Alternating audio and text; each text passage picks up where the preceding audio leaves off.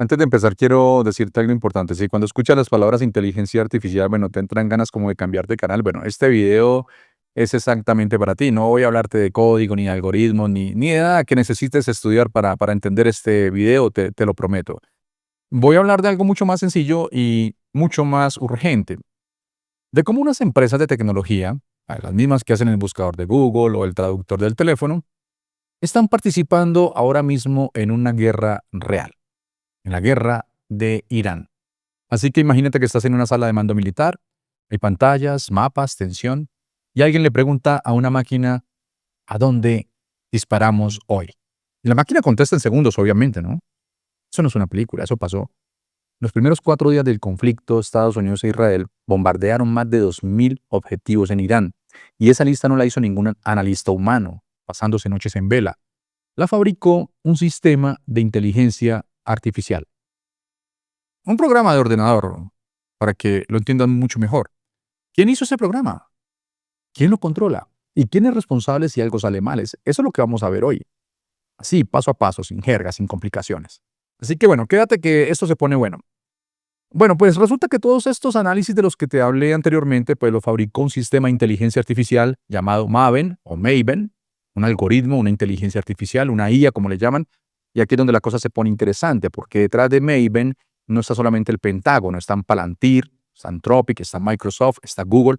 O sea, básicamente el mismo ecosistema de empresas que te recomienda las series en Netflix es el que ahora también recomienda objetivos militares. ¿Se dan cuenta ustedes a dónde va todo esto?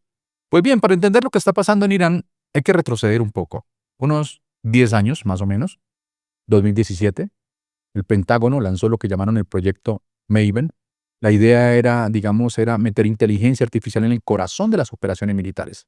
Básicamente, enseñarle a una máquina a analizar imágenes de drones y satélites, detectar posibles objetivos y marcarlos ahí en un mapa.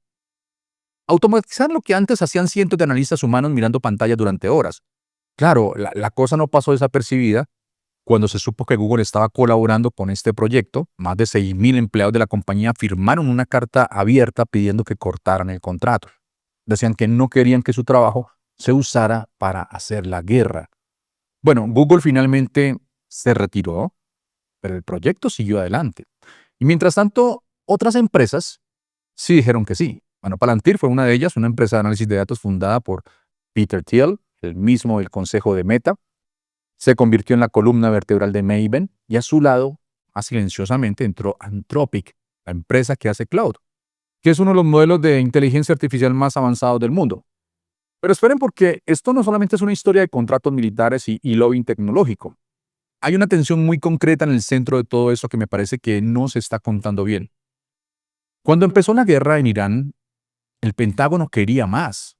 Quería que la inteligencia artificial no solamente identificara objetivos, sino que también ordenara el lanzamiento de misiles, controlara drones autónomos y aplicara vigilancia masiva en tiempo real. Bueno, y ahí Darío Amodei, que es el director de Anthropic, dijo que no. Por razones éticas, por riesgo, el tipo dijo que no. La respuesta de la Casa Blanca fue inmediata. Cancelaron todos los contratos federales con Anthropic y la declararon riesgo de cadena de suministro. O sea, una empresa de inteligencia artificial se convierte en riesgo nacional por negarse a quitar sus filtros de seguridad. Y aquí viene una tremenda ironía. ¿Por qué? El Pentágono declaró a Anthropic persona non grata, pero siguió usando su modelo cloud dentro de Maven porque no tenía con qué reemplazarlo. O sea, el sistema más poderoso del ejército estadounidense depende de una empresa a la que ese mismo ejército acaba de vetar. Eso es básicamente lo que está pasando ahora mismo. Entonces, ¿qué ha pasado en concreto en Irán? Las primeras 24 horas del ataque, Maven procesó 1.000 objetivos con solo 20 analistas humanos supervisando el proceso. 1.000 objetivos, 20 personas. Para que te hagas una idea de la escala, antes de la inteligencia artificial eso habría requerido decenas de miles de horas de trabajo humano y ahora son segundos y minutos. El almirante Brad Cooper, jefe del Mando Central de los Estados Unidos, lo confirmó en un video el 11 de marzo. La inteligencia artificial está siendo determinante en el éxito del ataque. Y Emil Michael, el jefe de tecnología del Pentágono, bueno, llegó a decir públicamente que la inteligencia artificial es el próximo destino manifiesto de los Estados Unidos. Digamos, la nueva frontera por conquistar. Pero atención a esto. Luego está el otro lado de la historia. En el primer día de guerra, un misil impactó contra una escuela en el sur de Irán. Murieron cerca de 180 personas, la mayoría niñas. La pregunta que nadie ha respondido del todo es si ese objetivo lo marcó un humano o un algoritmo que correlacionó mal los datos. Eso no es un detalle menor. Esa es la pregunta central de todo este debate. A mí lo que me resulta verdaderamente inquietante de todo esto, amigos, no es que exista la tecnología, es cómo ha cambiado la estructura de poder en torno a la guerra. Fíjate en lo que está pasando. Palantir tiene contratos con el Pentágono por casi $1.000 millones. El 9 de marzo del 2026, el mismo día en que Anthropic demandó a la administración de Donald Trump, el Pentágono convirtió Maven en Program of Record, que básicamente significa que ahora es una pieza permanente e inamovible de la maquinaria militar. Es decir, para sacarlo necesitarías un acto del Congreso. O sea, ya no es un experimento, ya no es un piloto, es la columna vertebral del ejército más poderoso del mundo. Y el problema no solamente es político o ético, es muy concreto. Cuando la cadena de decisiones, detectar un objetivo, aprobarlo, atacarlo, pasa de horas a segundos, la supervisión humana se vuelve casi decorativa. Los militares dicen que siempre hay una persona que aprueba el ataque. Pero ojo, cuando el sistema te presenta 100 objetivos en 10 segundos, ¿cuánto tiempo tienes para pensar en cada uno? Ahí está el nudo, en realidad. Porque no se trata solamente de que la inteligencia artificial cometa errores, que los comete, y el Pentágono lo sabe. Se trata de que cuando hay un error ya no sabes muy bien de quién es la responsabilidad. De la empresa que hizo el modelo, del analista que apretó el botón, del algoritmo que se equivocó.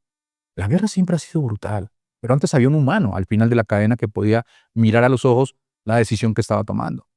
Ahora esa cadena, bueno, tiene cada vez más eslabones que nadie controla del todo. Miren, Silicon Valley siempre se vendió como un lugar donde se construye el futuro.